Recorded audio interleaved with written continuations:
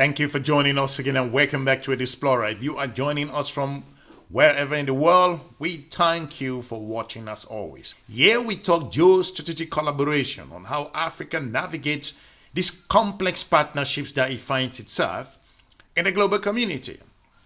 I want to look at a strategic events that's going on at the moment in the country of South Africa, talking about the G20.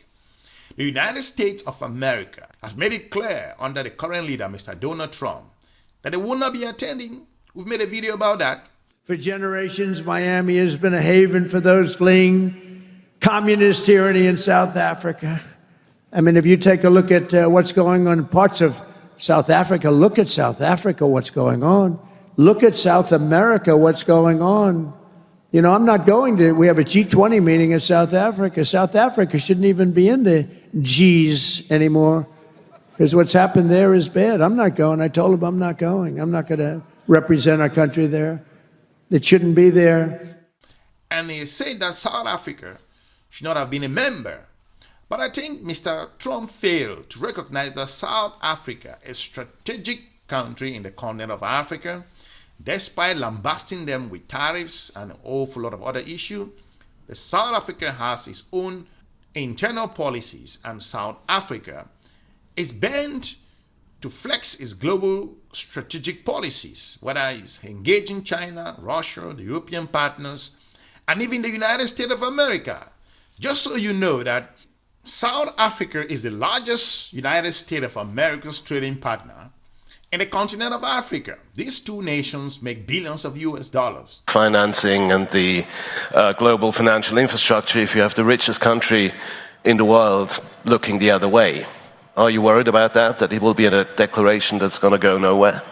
Yeah, obviously that's a concern. But as you are aware, other institutions of the UN are already paralyzed because of this withdrawal of the US in some of the international platforms. We think that the G20 should send a clear message that the world can move on with or without the US, and that the implementation will not be easy. Obviously, it will not be a walk in the park, but when there is global consensus, we can be able to find persuasive means to enable the world to function, and also for the US to be put into a line to be able to work with everyone across the globe, because multilateral platforms is the only way that we can enable the world to function. It's not a unilateral platform. And this was identified after the Second World War. It has served the world good. So, despite the beef amongst these two very important countries in their own different regions, South Africa has come under tremendous pressure. South Africa has made some international policies that the United States of America may not agree with. But that's not the case here. I'm talking about why, in a recent interview, the foreign minister of the country of South Africa made it clear that the world will move on without the United States of America, talking about the G20. So, we are experiencing a challenging period in the global economy, and more importantly, African countries should be paying attention. From the strategic point of view, remember, Mr. Marco Rubio refused to attend the heads of foreign ministry G20 that happened in South Africa. Mr. Donald Trump lambasted South Africa, calling them that they are doing some bad things. And we also, the global media, came out strong and pushed back in a number of areas.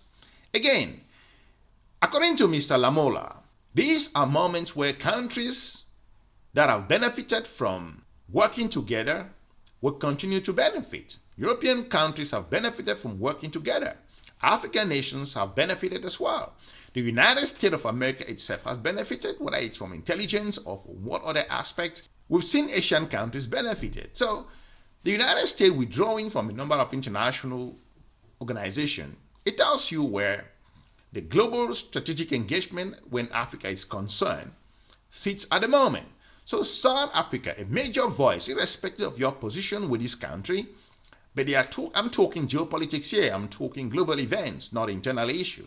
So Mr. Lamola was pretty clear on where he stands on the events. He came out and made it clear that despite the difficulties, despite the implications, despite the complexity that are involved in the global economy, countries still feel comfortable to come out and work with each other. So without hesitation, he said this. Now, you're the first African host of a G20 meeting this week. What does success look like for you? Give us your best case, worst case scenario. The first success is that you are all here. And I believe you are enjoying almost all. Yeah.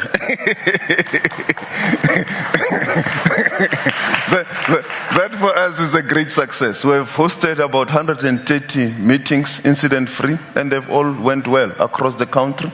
People have enjoyed the beauty of our country. But also the outcomes of those meetings are impactful on the global south and also on the African continent on various issues, critical minerals, issues related to artificial intelligence, issues related to financing for climate mitigation. As you are aware, we receive less than 5% as the African continent, despite the fact that we are disproportionately affected by climate change, and we contribute less financing for development. And also with regards to critical minerals, there is a clear framework that has been put on the table that we are hopeful that it will lead to value addition at source and for a compact with the private sector to enable its implementation. So we do think that this will be groundbreaking and revolutionary for the African continent. With a youthful population untapped, this will be an opportunity for them to participate in value addition, manufacturing, industrialization, but also artificial intelligence. We are usually the consumer in that space, but we are saying the G20 should enable the continent and the global south also to be on the research and development side, but also in terms of innovation. We do have the capacity. We must be given the opportunity to do it. So those will be, in our view, great outcomes that must be encapsulated in the declaration. Like I've always said, that African countries want to find their voice. Now, by them finding their voice could be interpreted wrongly by their geopolitical partners. It is important that Africans take a particular position, as we always know that countries of the region, each time they take a position, whether it's on trade, on investment, on bilateral collaboration, on a whole lot of other issues, whether it's on climate change, whether it's an environmental issue, when African countries take a stand, they pay the price in a number of areas. We've seen Kenya. Kenya is diversifying its economy by engaging the strategic partner that has opened its market, talking about China. They are being pushed back and forth. South Africa has opened its own particular foreign policy in a whole lot of areas. It's paid the price. We've seen other nations like Egypt. Egypt has come under tremendous pressure. Ghana, talking about gold and a whole lot of other very important commodities, they have come under tremendous pressure. So the global system at the moment, African countries have complained over and over that the current financial system does not favor the continent. It is important that South Africa continue to speak out in a number of areas, because this is the first time an African country is hosting the G20. Mr. Lamola never missed his word, and he said this. Can you point to one or two concrete things we can expect from this weekend, or that are going to be in the declaration that are going to be implemented soon? The global financial architecture, its reform, already there is a good basis that was laid by the compact of the future through the UN, and also the civil commitments, which we believe we can be able to achieve in this meeting, because already ground has been laid. The issue of critical minerals that I have referred to, the adoption of the framework will also be something that we believe will be groundbreaking. Already the working group on digital platforms has already adopted a declaration with regards to the artificial intelligence. So those are already issues that we believe can be encapsulated in the declaration. And for us as South Africa, we believe that the countries that are present here must be able to take a decision and adopt a declaration. And if there is any reason for not adopting the declaration, it should be on the basis that the countries that are in the House currently negotiating are not in agreement. Maybe we can end up with a chess summary. But we do not believe that the absence of the US should paralyze the G20 from deciding and adopting a declaration. The continent of Africa at the moment should benchmark each of every one of its partners that is involved in a whole lot of areas. The Thabo Mbeki report once said that Africa loses billions of US dollars as a result of some unforgiving companies or organizations that come to the continent, do not pay taxes, and are involved in capital flights. So Mr. Thabo Mbeki's document was pretty clear. Until now, the African countries are struggling to figure out how they're going to be working together in a whole lot of areas. So countries are facing huge high unemployment rate, job opportunities, job creation. They are looking on way to open new markets. I've always said it, that the African Continental Free Trade Area is a lifeline, because if you refuse to take immigrants from the United States of America to the quid pro quo option that we see, from the strategic point of view, you may pay the price. So we've seen countries like Nigeria, who was once the darling of the United States of America from the strategic point of view. Nigeria has been called out to answer on the issues happening in the country. So Mr. Trump is not absolutely wrong. He's pointing out where issues are happening. Again, it's left to the Nigerian administration to step up to the plate and answer the question. So we are experiencing an amazing period in the global economy at the moment, and South Africa hosting the G20 is a very important event for the continent of Africa. So the United States of America not attending is immaterial, according to Mr. Lamola. Let's play this clip. You mentioned the big elephant, and it's not even in the room this week. I mean, does the absence of America mean consensus will be easier to reach? I mean, or in other words, how relieved are you that the Americans aren't here? Yeah, as you are aware, the G20 is a consensus-based organization. There are negotiations that are ongoing, robust, and we are hopeful that we will be able to find each other as the countries that are present to adopt the declaration and be able to take the G20 to move forward. As to whether it will be easy or not, there is emerging kind of consensus within the group, but obviously, as you are aware, it's about 19 countries. It's not easy. There will always be sticking points that have to be ironed out during the negotiation process that is unfolding to end tomorrow.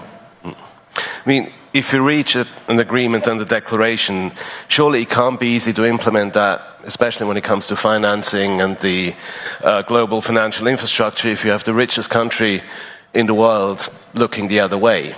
Are you worried about that it will be a declaration that's going to go nowhere?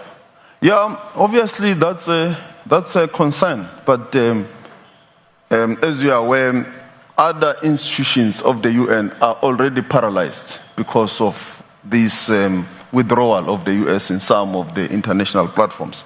We think that the G20 should send a clear message that the world can move on with or without the US, and that the implementation will not be easy. Obviously, it will not be a walk in the park.